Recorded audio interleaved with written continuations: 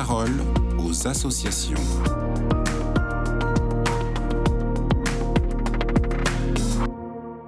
Bonjour à tous, bienvenue dans la parole aux associations. Aujourd'hui, je suis avec Amélie Berthelin, la responsable de l'information de l'AED, l'aide à l'Église en détresse. Alors Amélie, bonjour. Alors que le jubilé de l'Espérance vient de s'ouvrir, vous voulez nous parler des vocations au Burkina Faso. Oui, vous le savez, le pays est traversé par une vague de violence sans précédent depuis 2015. Attentats, meurtres, pillages sont le quotidien de beaucoup de Burkinabés, dont les chrétiens, qui représentent plus d'un tiers de la population. Et pourtant, malgré cette violence, les vocations sacerdotales ne cessent d'augmenter ces dernières années.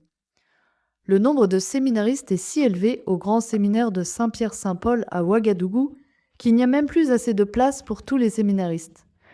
Nous avons aménagé des salles communautaires en petites unités, séparées par des cloisons, pour pouvoir les loger, nous a expliqué l'abbé Sanon, le recteur.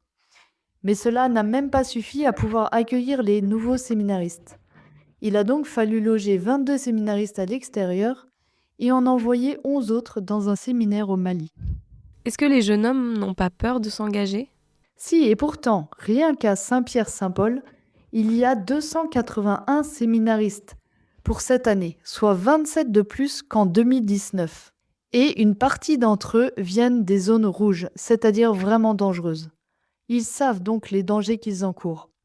D'ailleurs, pendant les vacances, par exemple à Noël, une grande partie d'entre eux n'ont pas pu rentrer dans leur famille. Retourner chez eux représentait pour certains de ces jeunes hommes un risque mortel. Comme pour ce séminariste, Marius, un homme en 3e année de philosophie au grand séminaire Saint-Pierre-Saint-Paul. Il a été enlevé par les terroristes en 2022 alors qu'il empruntait une route interdite pour rendre visite à son père dans un village isolé sous le contrôle des terroristes. Son corps n'a jamais été retrouvé, mais sa famille est convaincue qu'il a été tué. D'autres ont pu s'échapper de justesse. L'un d'eux, par exemple, était rentré chez lui pour passer ses vacances en famille. Alors qu'il se trouvait à l'extérieur de la maison, les terroristes sont arrivés. Le séminariste a alors escaladé le mur pendant la nuit et s'est enfui dans les champs, et les terroristes ne sont jamais parvenus à le retrouver.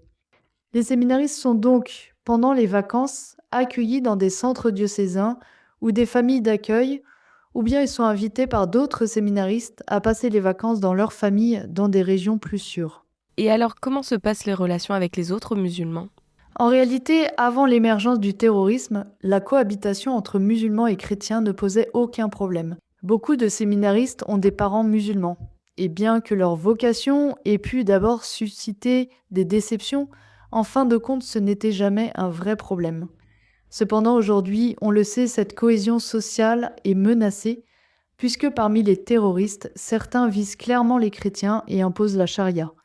Il est donc crucial de former les futurs prêtres à la promotion de cette cohabitation, tout en les protégeant au maximum, car ils sont les cibles privilégiées des terroristes. Alors à l'AED, nous rendons grâce pour toutes ces vocations qui sont des signes concrets d'espérance pour l'avenir du Burkina Faso. C'est pourquoi nous les soutenons financièrement, parce que certains d'entre eux sont très pauvres, notamment ceux qui viennent de familles de réfugiés qui ne peuvent plus cultiver leurs terres ou tenir leurs petits magasins. Alors cette semaine, nous nous invitons à prier tout particulièrement pour les vocations au Burkina Faso et pour tous ces séminaristes, afin que le Seigneur les protège et qu'ils puissent, par leur foi et leur engagement, porter du fruit au centuple dans leur pays et ailleurs.